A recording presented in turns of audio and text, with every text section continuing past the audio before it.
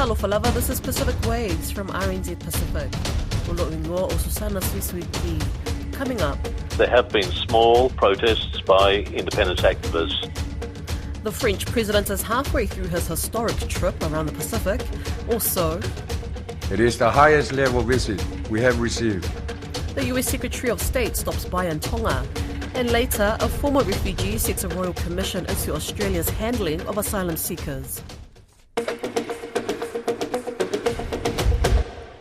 Thousands of people gathered for a speech by French President Emmanuel Macron during his final hours in Noumea. Macron is halfway through his historic 5-day trip in the Pacific and has already made some major announcements. Alicia Foon spoke to Islands business correspondent Nick McLellan, who's been covering the presidential visits from New Caledonia. Macron will spend Thursday in Vanuatu before a visit in Papua New Guinea. The French president talked about two interconnected ways to move forward. He talked about a path of apology and a path of the future. Apology, obviously recognising colonial history, wanting to talk about an investigation, a commission to look at the history of les événements, the armed clashes of the 1980s, and how that affected people. But his main theme was to promote an ambitious statute for New Caledonia.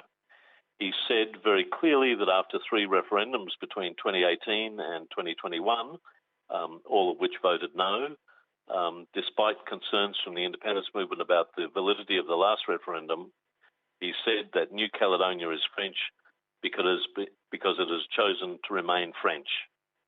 The tone of his speech was very much wanting to push ahead with major reforms on a timetable that's already been announced, aiming to reform the Constitution, the French Constitution, in the new year, to bring an end to the Noumea Accord, which has governed New Caledonia for the last 25 years.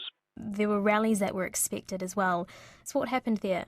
Around the country over the last 48 hours, there have been small protests by independence activists, but they've been very marginal. Indeed, the main body of the independence movement has been very quiet, has been standing back to watch what President Macron was putting on the table, particularly in a meeting this morning that was held with political leaders from across the political spectrum and in the speech in the main square of Noumea, the Place Cocotier. Some independence leaders, particularly from the Union Caledonienne Party, the largest pro-independence party, didn't turn up to the political meeting. And during his speech, Macron threw out a challenge to them, basically saying that the French state would forge ahead with a process to introduce a new political statute for New Caledonia, replacing the Noumea Accord, the framework agreement that's lasted for past decades. He talked about the reform of political institutions. A major step, which won large applause from the crowd, was to unfreeze the electoral rolls for the looming provincial and congressional elections to be held in May next year. That will allow thousands more French nationals to vote than are currently able under the Noumea Accord. And he basically said that he would be moving ahead to review the Constitution in early 2024. The Noumea Accord is entrenched in its own clauses of the French Constitution. There needs to be a major constitutional change. He suggested he was going to move forward pretty strongly on that. President Macron stressed very much that he saw New Caledonia as a Pacific power, and indeed he said that France is an Indo-Pacific power through New Caledonia. He talked about the future role of the French dependency around 2 key areas. The first was about rebuilding the economic and social models of New Caledonia, addressing inequality, particularly for poor people from the Kanak and Wallisian community, questions of employment. A major section of the speech focused on the nickel industry and the need to solve the energy crisis that powered nickel, improve productivity in this key sector. But he also focused very much on defence and military issues in the context of growing US-China conflict within the region. He pledged significant increases to the armed forces of New Caledonia, the French army based in New Caledonia, including the deployment of 200 more troops and increased funding for the armed forces of New Caledonia, the French forces deployed there, of some $18 billion French Pacific francs. That's about 270 million New Zealand dollars. He also talked about creating a Pacific Defence Academy in New Caledonia that would be a place to train troops and police forces from around the region. Now, Australia already has one of those academies, so it's interesting that France is proposing to do the same thing at a time of growing debate about Chinese influence in the region.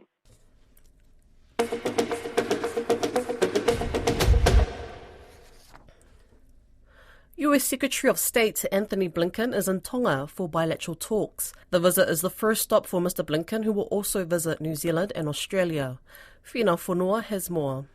During a joint press conference in Nuku'alofa soon after landing in Tonga, both U.S. Secretary of State Antony Blinken and Prime Minister Ho'okava reiterated the growing relations between their countries in a joint presser.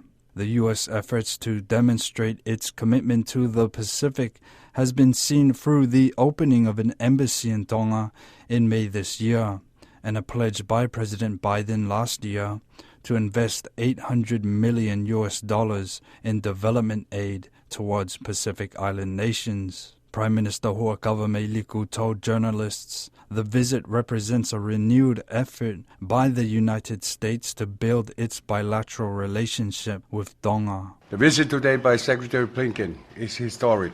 It is the first visit by a sitting U.S. Secretary of State to Tonga. It is the highest level visit we have received from the United States government in our recent history. It is a clear indication to us of the desire and commitment by the United States of America to strengthen relations between our two countries. The United States and the Kingdom of Tonga enjoy a long-standing and enduring partnership. The white elephant in the room, China, was never mentioned in their opening addresses, but local media pressed Blinken on popular speculation that the U.S. commitment was motivated to counter China's growing influence in the Pacific region. Blinken said China's influence was concerning. Blinken added the U.S. already had a strong presence in the Pacific region and that building a future in the Pacific was essential. The simple reality is this: we're a Pacific nation. It's something that President Biden feels very strongly, and it's been very consistent in his own approach even before he was president. And we very much see the future in the Indo-Pacific region writ large. Our intense focus is on how can we be the best and strongest partners in terms of being responsive to the needs of people throughout the Pacific Islands. Blinken's next stop is New Zealand.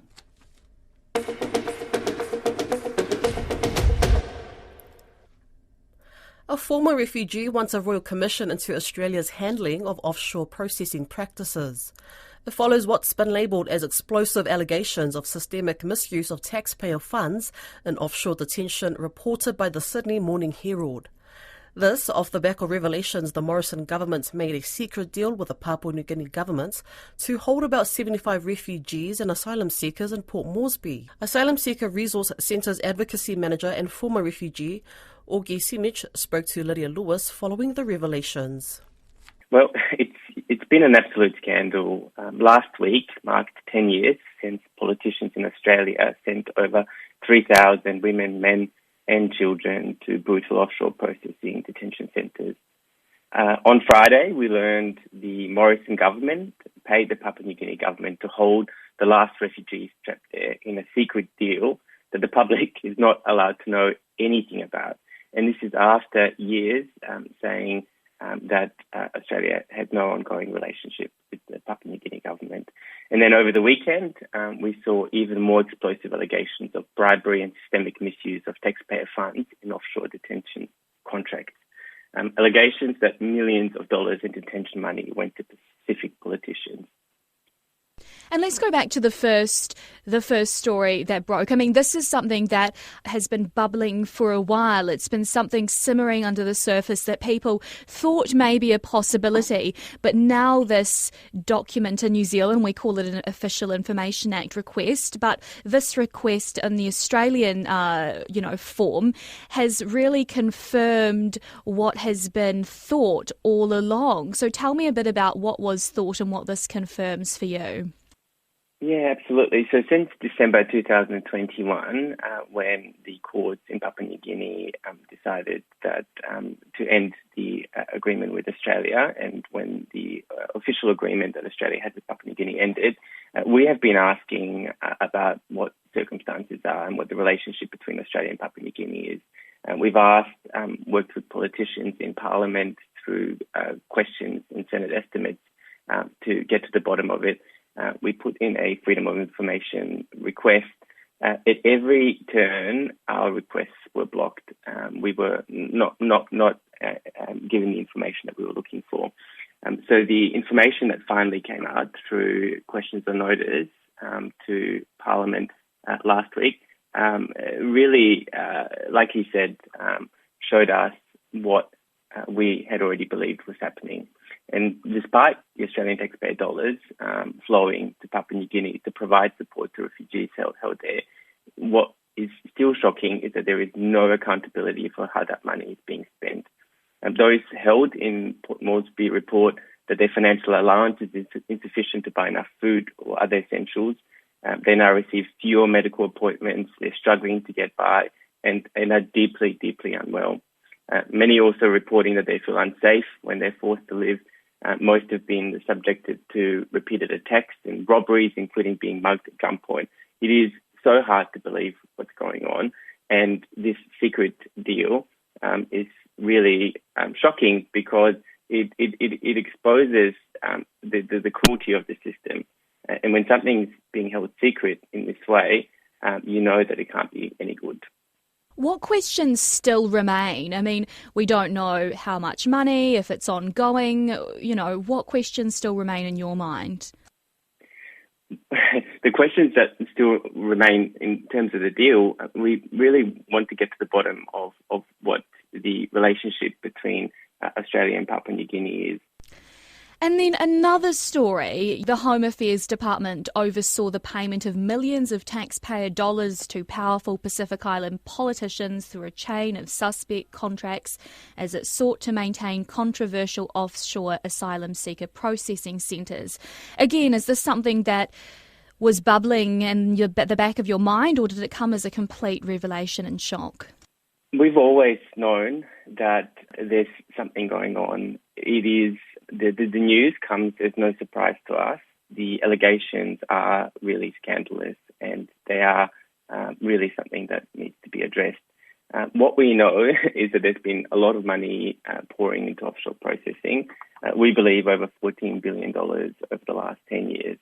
But those held in offshore processing are still reporting that their financial allowance is insufficient to buy enough food or other essentials. They receive fewer medical appointments.